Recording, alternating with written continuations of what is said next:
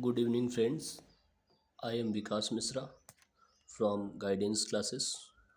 Friends, आज हम बात करेंगे important question of viva voce for a BSc first semester botany.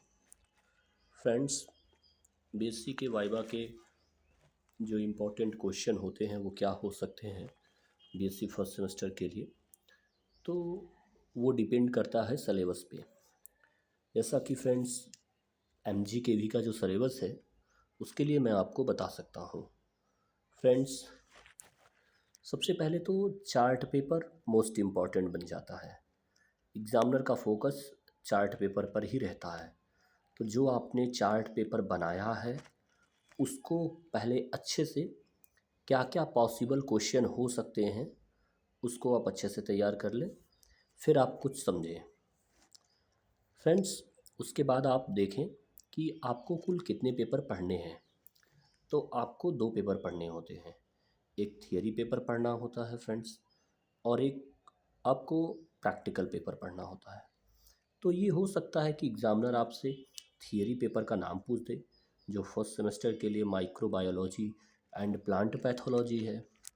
तो हो सकता है कि प्रैक्टिकल पेपर का नाम पूछ दे, जिसका नाम technique in microbiology and plant pathology है। फ्रेंड्स, ये मेजर क्वेश्चन होते हैं। अगर उसके बाद हम देखें तो फ्रेंड्स आप एक बार ज़रूर देख लें, क्योंकि एग्ज़ामिनर ने थियरी पेपर में वो जानता है कि बच्चे थियरी पेपर पढ़े हैं, प्रैक्टिकल पेपर नहीं पढ़ते हैं। मीन्स प्रैक्टिकल पेपर के वो बेसिक क्वेश्चन को नहीं पूछ सकते, लेकिन वो थियरी पेपर जो कि मस्ट होता है वहाँ से क्वेश्चन पूछते हैं। ये है क्योंकि जानते हैं वो कि बच्चा अभी एग्ज़ाम देकर आया है, तो इसके लिए वो पूछते हैं। तो फ्रेंड्स, जैसा कि आपके थियरी पेपर के फर्स्ट यूनिट का जो नाम है वो हम कहते हैं एशियंट इंडिया वैदिक and microbial techniques and instrumentation.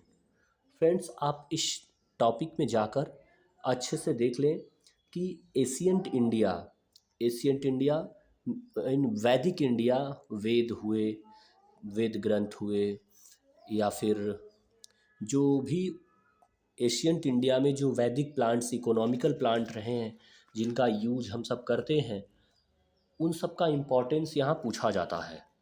Friends, next अगर उसी टॉपिक से देखें तो माइक्रोबियल टेक्निक्स एंड इंस्ट्रूमेंटेशन में कंपाउंड माइक्रोस्कोप आता है। फ्रेंड्स, कंपाउंड माइक्रोस्कोप आता है, लाइट माइक्रोस्कोपी आता है। तो ये सब आप एक बार अच्छे से देख लें। कंपाउंड माइक्रोस्कोप में कितने लेंस होते हैं, कौन सा लेंस होता है, उत्तल होता है या अवतल होता है, फिर लाइट क्या डिफरेंस है, dark phase microscope, light phase microscope, electron microscope, centrifugation, photo spectry, colorimeter, इन सबको आप बियर्स ला, लैम्बर्स ला, ये सब अच्छे से आप एक बार देख लें फ्रेंड्स, जो कि आपको ये माइक्रोबियल टेक्निक्स में आते हैं, इंस्ट्रूमेंटेशन में। फिर बेटा सेकंड जो यूनिट है वो माइक्रोबियल वर्ल्ड है, जिसमें आपको वायरस, बैक्टीरिया, फंजाई पढ़ने हैं। बेसिकली यहाँ से तो बैक्टीरियोफेज के lysogenic and lytic life cycle के बारे में क्वेश्चन बहुत इंपॉर्टेंट पूछा जाता है। कभी कभी types of bacteria on the basis of flagella वो पूछ लिया जाता है, तो आप उसको भी एक बार अच्छे से देख कर ही जाएँ। फ्रेंड्स, नेक्स्ट टॉपिक आता है थर्ड यूनिट फाइकोलॉजी। तो फाइकोलॉजी आप जानते हैं, फाइकोलॉजी को हम सब एल्गोलॉजी भी कहते हैं, स्टडी ऑफ एल्गी। तो बेटा जो फाइकोलॉजी है, इससे रिलेटेड जितने भी स्पीसीज़ आपको जेनेरा पढ़ने हैं आपके सिलेबस में, उन सब की जनरल कैरेक्टरिस्टिक्स के बारे में आप सब जानते रहे हैं। नेक्स्ट फोर्थ यूनिट जो है फ्रेंड्स, फोर्थ यूनिट है माइकोलॉजी। अब जानते हैं कि माइकोलॉजी कहा जाता है, कवक के अध्ययन को माइकोलॉजी कहा जाता है। तो यहाँ भी वही करना है आपको कि जो जो कवक आपको पढ़ने हैं, जैसे फ्यूनेरिया और पक्सीनिया, अस्टिलैगो, एगेरिकस, ये सब आप अच्छे से एक बार तैयार कर लें। नेक्स्ट टॉपिक आता है फ्रेंड्स मशरूम कल्टीवेशन।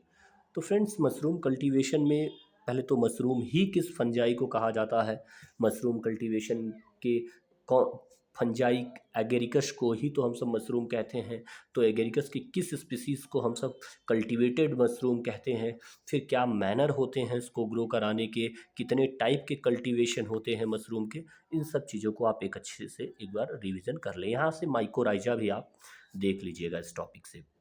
नेक्स्ट आता है बेटा प्लांट पैथोलॉजी। प्लांट पैथोलॉजी में आप white rust, wheat rust, phytophthora infestans, वो क्रूशिफर डिजीज़, तो ये सब जितने भी डिजीज़ हैं, नींबू में सिट्रस कैंकर, ये सब डिजीज़ आप अच्छे से एक बार देख लें, जो कि इम्पॉर्टेंट होता है और एग्ज़ामिनर हर बार हर एक एग्ज़ाम क्वेश्चन पैटर्न में इस क्वेश्चन को पूछता है। फ्रेंड्स, नेक्स्ट यूनिट आता है 7। यूनिट नंबर 7 को हम सब डिजीज़ एंड कंट्रोल कहते हैं। डिजीज़ एंड कंट्रोल में जो पेस्ट एंड पेस्टिसाइड्स यूज़ किए जाते हैं उसके बारे में है। उतना बहुत ज़्यादा वाइवा वाइज के व्यू से, पॉइंट ऑफ व्यू से उतना ज़्यादा इम्पॉर्टेंट ये यूनिट नहीं रखता। अप्लाइड माइक्रोबायोलॉजी को भी आप एक बार अच्छे से देख लें, तो यूनिट वाइज यूनिट अपने देख लें।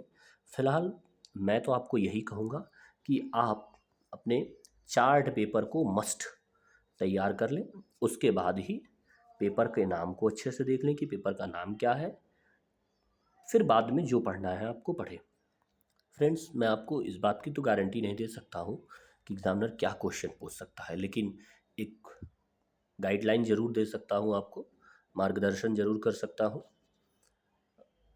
अगर अच्छा लगा हो तो